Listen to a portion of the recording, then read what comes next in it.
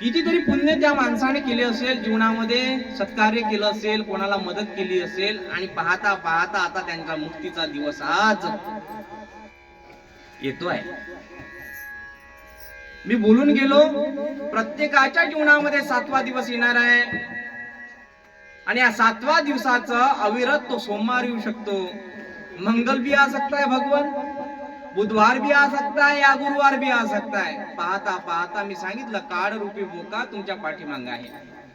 पण त्या दिवसांची शुद्धता कशी करावी?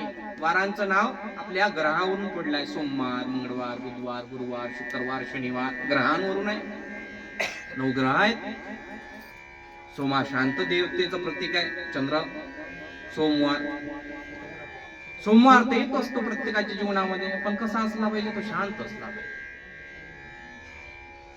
चंद्राला विचार पडत असला, पण चंद्र कुणालाही म्हणतो चंद्रासारखं मुख दिसून राहिला म्हणतो, नाही का? कोणालाही चंद्र म्हणतो. चंद्र म्हणत असल, जेवढे खड्डे माझ्या चेहऱ्यावर आहेत तेवढे या लोकांच्या चेहऱ्यावर नाही. चंद्र म्हणत असेल, वरून बसून पाहत असेल. आपण म्हणतो ना चंद्रासारखं चेहरा दिसून राहिला. आपण उपमा अलंकार वापरतो. अलंकाराचे प्रकार आहे. अतिशोक्ती अलंकार आहे, उपमा अलंकार आहे. मुळात तो व्यक्ती तसा नसते, पण तरी पण आपण त्याला उपमा देतो. काय देवासारखा माणूस आहे म्हणतात. कार्य तसं नाही आहे, पण देव माणूस आहे. उपमा अलंकार. व्यक्ती तसा नसतानाही अपभ्रंशाने केलेली त्याची स्तुती म्हणजे उपमा अलंकार. अतिशोक्ती अलंकार. तुमच्यासारखा धनवान माणूस पाहिलाच नाही म्हणतात. हा, म्हणजे मर्यादेच्या पलीकडचं बोलतात. काय बाप्पा, तुमच्यासारखी बाई पाहिलीच नाही ना, काय दानशूर. 2 वेळा नोटा मोजते ते, मन होत नाही तिचं, पण तिच्यासारखी बाईच पाहिली नाही म्हणतात. अतिशोक्ती अलंकार.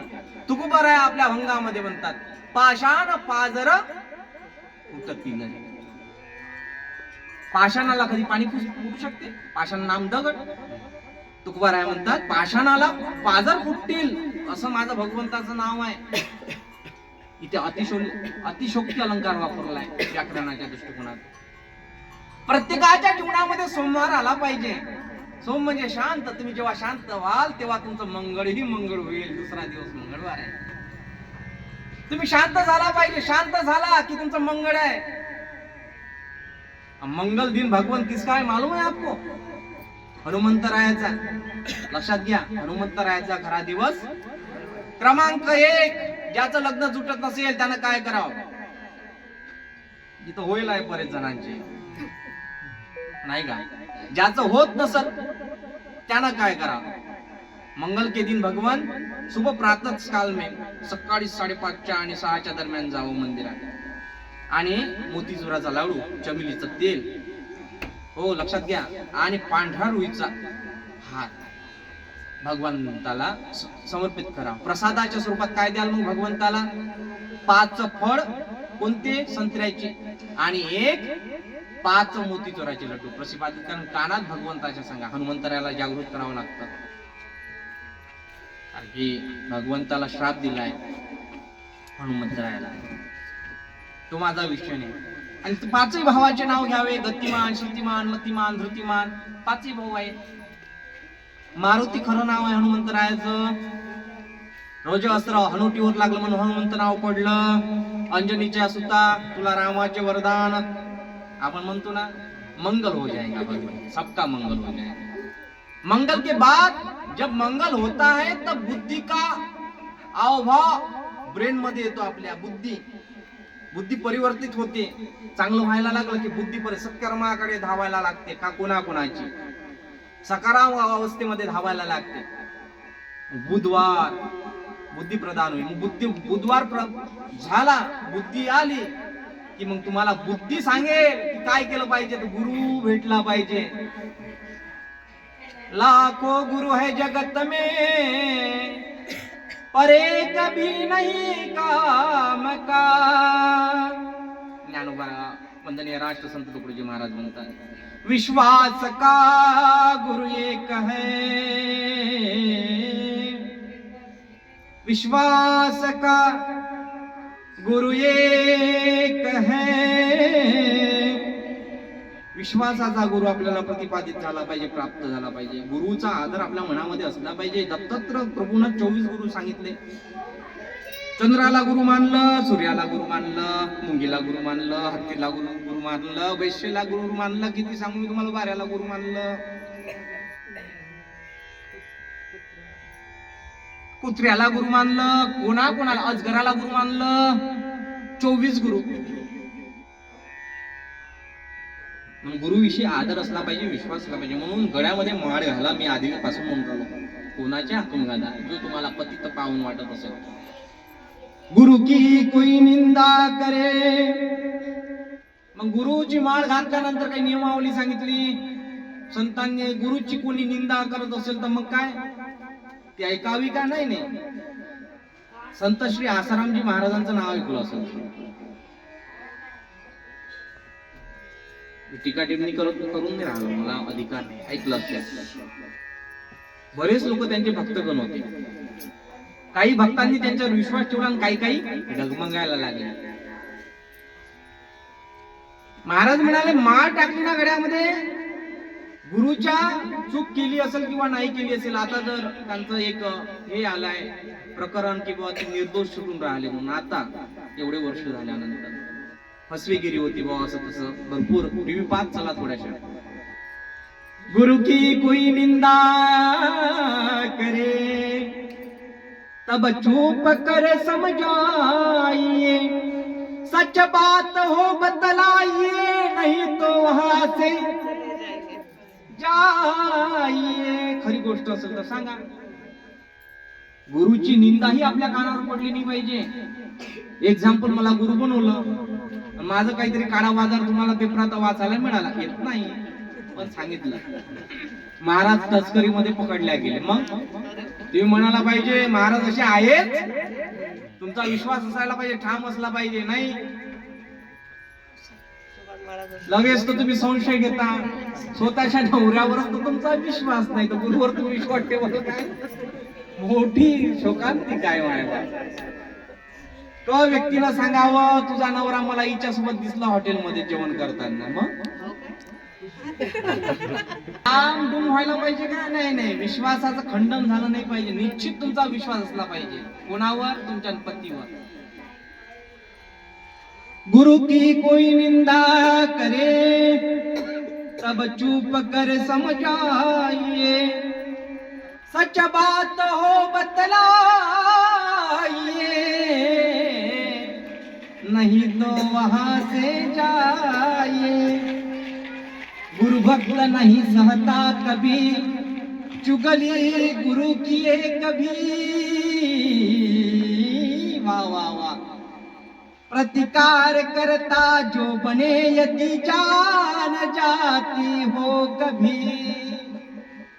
खरा गुरुवर विश्वास, गुरु प्राप्त होईल.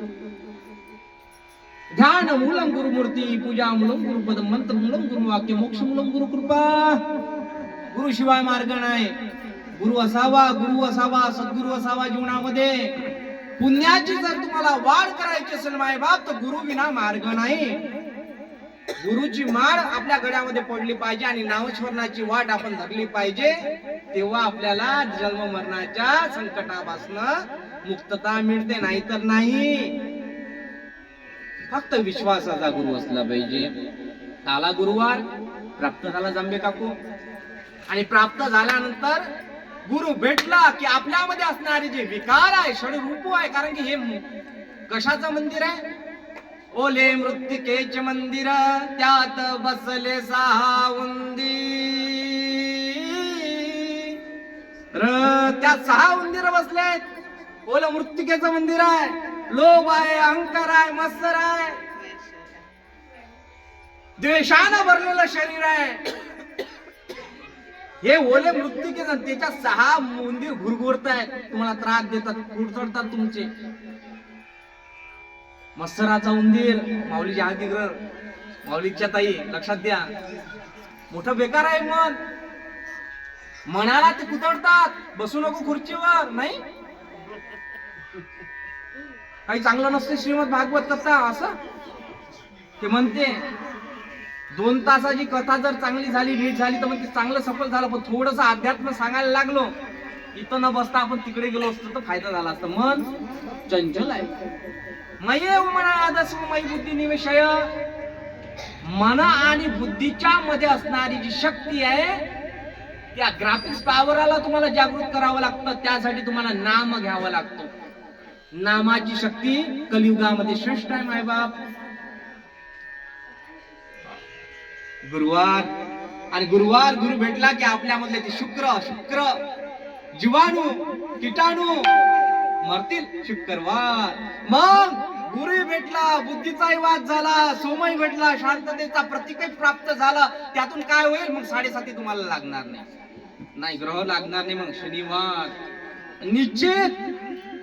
ज्याप्रमाणे राजा परीक्षिताला 7व्या दिवशी भगवंताचं दर्शन झालं, तसंच 7व्या दिवशी तुम्हाला दर्शन झाल्याशिवाय राहणार नाही. रविवार नारायणाचं दर्शन, रविवार नाम नारायण प्राप्त झाल्याशिवाय होणार. साधी कथा आहे माय बाप. कधी आपण याचं चिंतन करणार आहोत? या कथेच्या विचारानं जर पाहिलं तर मी तुम्हाला कालच्या प्रकरणामध्ये सांगितलं होतं नीम राजाचं चरित्र. थोडक्यात सांगून गेलो होतो प्रवाहामध्ये, वेळ नव्हता माझ्याकडे. निमाचं चरित्र पाहिलं होतं आपण. यजमान, इंद्राकडे पूजा, आठवते का काही? कालची सोल्याची भाजी जेवली का नाही हे आठवून नाही राहिलं म्हणा. आता काय आठवलं आपल्याला, नाही का? संशय घेऊ नका, देव आहेच. कोणी बोललं आपल्याला, मी आजच्या 7व्या दिवसाच्या कथेला महत्वाचा इशारा करून जातो. कोणी तुम्हाला बोलत असेल ना, उलट उत्तर देऊ नका. ज्योत लावा घरामध्ये कापुराची, त्या ज्योतीकडे बघून म्हणा, देवा, ईश्वरा, शंकरा, अमुक बाई चंद्रकला बोलली म्हणा, आईचा घे जरा सांग. त्याला सांगा, आपुला रे दुःख सांगू तया पासी, दयाई त्यासी. आपुलिया दयाई त्याला. कोणी नाही कोणाच्या जीवनात. पैसा आहे तर सर्व काही आहे. सासू सुनीची होते, सून सासूची होते. आणि हे प्रथम कथा सांगून राहिलो मी तुम्हाला. प्रथमतः कथा सांगून राहिलो की तुम्ही मोठ्या भाग्यवान आहात. जांबे काकू, काय पुण्य केलं आम्हाला तुम्ही सांगा. एवढे चांगले जवळ मिळणं म्हणजे साधी गोष्ट झाली का? मागच्या जन्माचं पुण्य. तुमचं पुण्य नाही ते, तुमच्या पोरीचं पुण्य आहे. त्या पुण्याची कथा असा जवळ मिळण्याकरिता काय करावं लागतं, आज आपण आजच्या कथेमध्ये पाहणार आहोत. बरोबर आलो की नाही आपण? होईल काय? तुम्ही म्हणाल राजा परीक्षिताला मरणार आहे, त्याला तक्षक नावाचा नाग येणार आहे, सर्प येणार आहे, डसणार आहे, तो विवाहाच्या म्हणजे भोगाच्या गोष्टी ऐकायला तयार झाला. तसं नाही ते. परीक्षित राजा म्हणायला लागल्यात, देवा तुम्ही मला नेहमीची कथा ऐकवली, देवा तुम्ही कृष्णाचा जन्मही सांगितला, कंसाचं चरित्र सांगितलं. देवा एक प्रश्न आहे माझ्या मनामध्ये, कंस मरण पावल्यानंतर त्याच्या पत्नीचं काय झालं ते सांगा. परीक्षित म्हणतो, आता कंसाच्या बायकांचं नाव काय माहिती आहे तुम्हाला? सद्गुरुनाथ. जे तुम्ही ऐकलं नाही खोले साहेब, ते सांगायचा प्रयत्न करून आलो. तुम्ही माझ्या हृदयामध्ये वास करता असे लोक आहे तुम्ही, साधे सुधे थोडी आहे. मी अतिशय प्रेम करतो तुमच्यावर. शब्दाच्या द्वारे प्रेम सांगितलं तर कमी होत असते. म्हणून तर आजकालचे पोरं लिहिताना, मॅसेज टाईप करत असताना आय लव्ह यू अजिबात लिहत नाही. मग काय लिहितात ते 143 143 शब्दानं प्रेम कमी होते म्हणतात प्रगट स्वरूपामध्ये. लक्षात द्या मी काय बोलून राहिलो. म्हणून ते लगेच टाईप करतात 143. होकार असला तर काय येते, 2 येते त्यासमोर. मग तर नाहीच नाही, मग मेसेज येत नाही. जागृत असा काय बोलून राहिलो मी, लक्ष करा. काळ बिकट आहे माझ्या.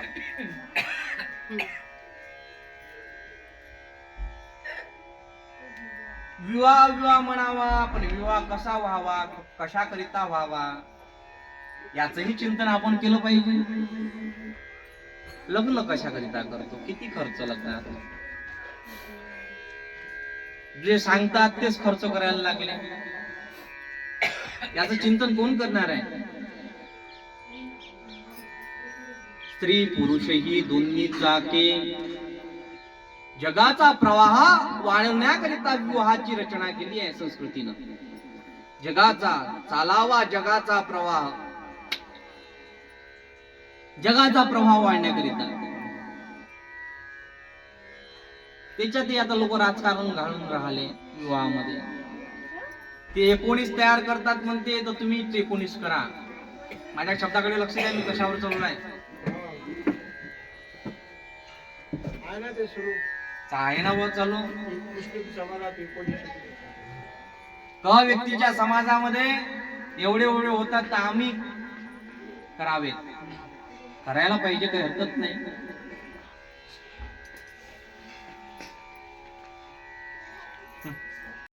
जगाचा प्रवाह वाढण्याकरिता आहे. संस्कृतीचा ऱ्हास होण्याकरिता विवाह नाही आहे. संस्कृती सुजलाम व्हावी, सुफलाम व्हावी याकरिता विवाह आहे. ऋषीमुनींनी योजलेली संकल्पना आहे. 8 प्रकारचे मुख्य विवाह भविष्य पुराणामध्ये सांगितले. ब्राह्म विवाह, राक्षसी विवाह, प्राजपत्य विवाह, गांधर्व विवाह, पिशाच विवाह. विवाहाचे प्रकार आहे ना. दैव विवाह. तुम्ही म्हणाल महाराज, आपले जे लग्न होतात ते कशा स्वरूपाचे होतात, याचं चिंतन तुम्ही कधी केलं का? आज तुम्ही कानाचे जे पडदे आहेत ते मोकळे करा बिलकुल, आणि ते ऐका माझी कथा आजची. आज विशेष मी तुम्हाला सांगतो, भगवंताच्या हृदयामध्ये लक्ष्मी कशी वास करते. समजा मी विसरलो, तुम्हाला आठवण करून द्या, ते सांगेल मी तुम्हाला आवर्जून आजच्या कथेमध्ये. जाता जाता जेवढा खजिना आहे माझ्याकडे तेवढा मी देऊन जातो. का जाणे कधी भेटीचा योग येईल किंवा नाही येईल, ते सांगता येते काही जीवाचं. मी तर राहील जिवंत, तुम्ही गचकल्या तर आम्हाला काय लगत होतं बा. काही सांगता नाही ना. आमच्या गावात एक मरण झालं. मॉमेडियन समाजाची बाई मरण पावली. मला काल मी कीर्तनाहून आलो, तर मला म्हणे कहाँ से आया महाराज. बोला कीर्तन से आया. खाया पिया. वहां का चलता नहीं मैं, खाता नहीं मैं वहां का. आज संध्याकाळी मी परत कीर्तनाला गेलो, कीर्तनाहून परत आलो. 1-1:30 वाजला असेल कदाचित. सकाळी बातमी कळली की ते मरण. मी तिला सांगत होतो, तू जेव्हा मला विचारलं कहा से आया कहा गया, आता तू कुठे आहेस. सांगायचं तात्पर्य एवढंच माझं, काही भरोसा नाही भरवसा प्रणपा प्राण्याचा. कधी यमराजा येई मनुजा, कधी यमराजा येई.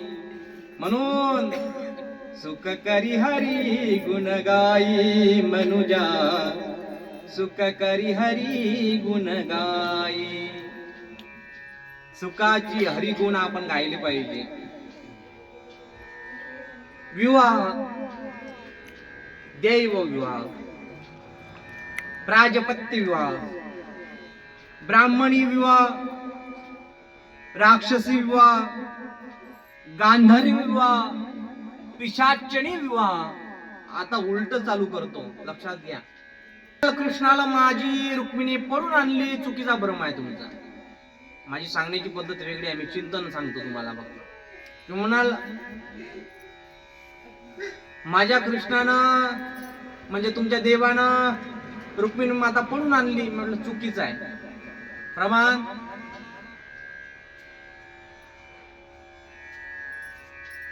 समाध्या घेतला की काय तुम्ही? काय प्रमाण आहे महाराज? आतापर्यंत भागवत आम्ही असेच ऐकले नाही.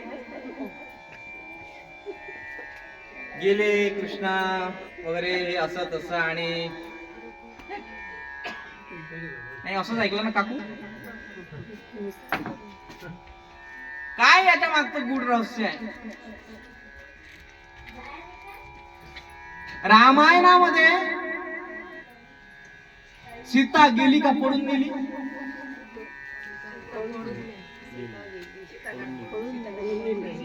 अरे सीता गेली का पडून गेली? पडून रावणानं. एक ठाकरे काका लक्ष कर जा. आता इकडे आपल्या श्रीमद भागवत महापुराणामध्ये कृष्णानं रुक्मिणी पडून नेली का तिचं हरण केलं का अपहरण केलं?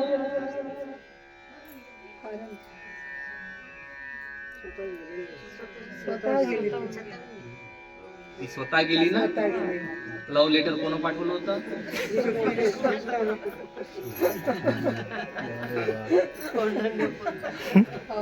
सांगतो ना, सांगतो.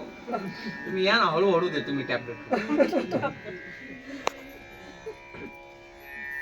लव्ह लेटर लिहिण्याकरिता एक ब्राह्मण होता, स्वतःच लिहिलं, पण देण्याकरिता कोणाला लिहिलं नाही. तर आजकालच्या पोरी भंगार पोट्टे पकडते.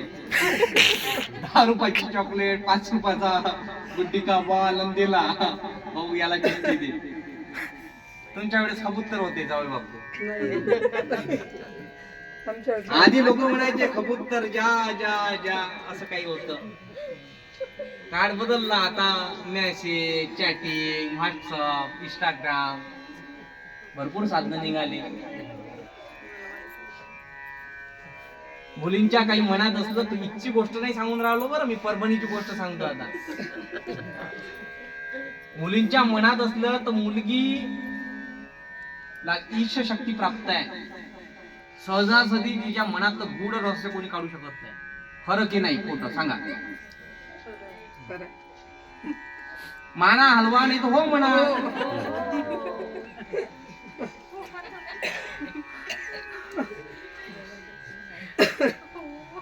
आता इथे मोबाईल मध्ये जर तिला नंबरही टाईप करायचा असला, नावानं टाईप नाही करत, विशेष सिम्बॉल असतात. याचं चिंतन कोण करल? आणि तिचा मोबाईल एकदम सायलेंट असते, अजिबात तो आवाज करत नाही. एवढा तो शांत असते की झोपेत आवाज नाही करत, फक्त घुरघुर घुरघुर करते. आईनं जागृत असायला पाहिजे. पंढरीनाथ भगवान की.